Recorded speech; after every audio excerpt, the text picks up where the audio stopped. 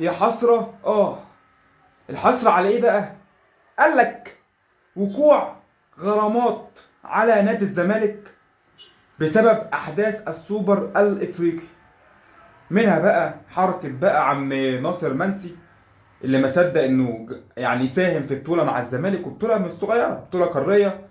فبالنسبة لنا بطولة كبيرة، بطولة السوبر الافريقي احنا بقالنا كتير ما خدناش بطولة قارية من 2019، او بالنسبه للسوبر الافريقي اللي خدناه امام الترجي التونسي، وبعد كده القضيه كل اللي احنا عارفينه بقى خروج من دور المجموعات والفضايح اللي احنا كنا فيها. ولكن قال لك في غرامات. هي يا معلم الجائزه كام اساسا؟ الجائزه 500,000 دولار.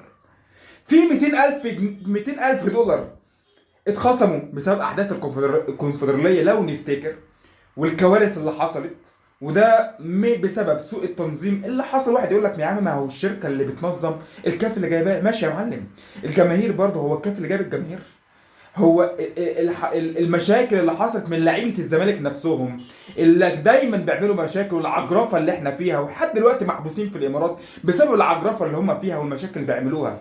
حد قال للكاف لا يبقى العبي في دماغ لعيبه الزمالك وخليهم يتخانقوا، وهات ولادي وهات مراتي؟ ما يا عم هيدخلهم لك والله، هتخشوا بس اهدوا وبنظام عشان ما حدش يحصل له حاجه. ولكن خصم 200,000 دولار و300,000 دولار تم خصمهم بسبب احداث السوبر الافريقي. فتلاقي بعض جمهور الزمالك او صفحات السوشيال ميديا الزمالك زعلانه وقال لك لا العقوبات كده كتير علينا، 300,000 دولار كتير بمقارنه بانديه تانية ما اتخصمش منهم كل ده. ولكن يا سيدي قول كلمة حق اللي هي ايه؟ اللي هو انت بدل ما تقعد تنتقد في الكاف والغرامات اللي وقعت علينا، طب ما تقول لعيبتك، لعيبة الزمالك، لا اللي انتوا عملتوه غلط. عم دونجا اللي بيتخانق في مباراة البيراميدز، وبعد كده مصطفى شلبي، وبيتخانقوا هما الاثنين مع بعض. ما كل ده يا معلم تراكمات. انا عارف ان ملهاش علاقة السوبر المصري بعقوبات السوبر الافريقي، بس انا بتكلم ان يا معلم المواقف بتاعت اللعيبة او بعض الجماهير اللي بتبقى حاضره والتنظيم، هو ده يا معلم سبب الغرامات اللي احنا فيها.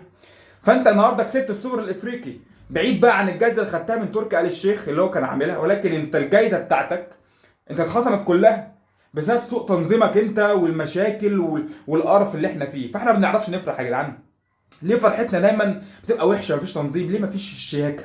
بشوف انت الاهلي لما بيكسب بطوله تلاقي في شياكه كده، رئيس النادي الاهلي نازل كده بكل هدوء وبكل رزانه، ولا بقى فاتح لي بقى القميص، ولا ماسك لي السجاره، ولا بيقعد لي يشرب لي بتاع عم احمد سليمان وعم حسين لبيب. الجو اللي هم عايشين فيه ده مفيش. ناس محترمه يا معلم كده، ذوق وناس شيك، تقعد كده تمتع عينك. حرفيا منظومه اوروبيه رياضيه في افريقيا ومصر هي يقال عليها منظومه اوروبيه. هي يا معلم يعني اوروبيه على اراضي مصريه وافريقيه.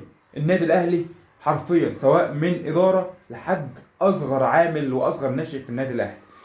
ولكن هل هيجي يوم من الايام هيبقى عندنا الشياكه دي والرقي ده، ولا هنفضل في العشوائيه ونقعد نبرر افعالنا؟ كفايه عظمه حد كده.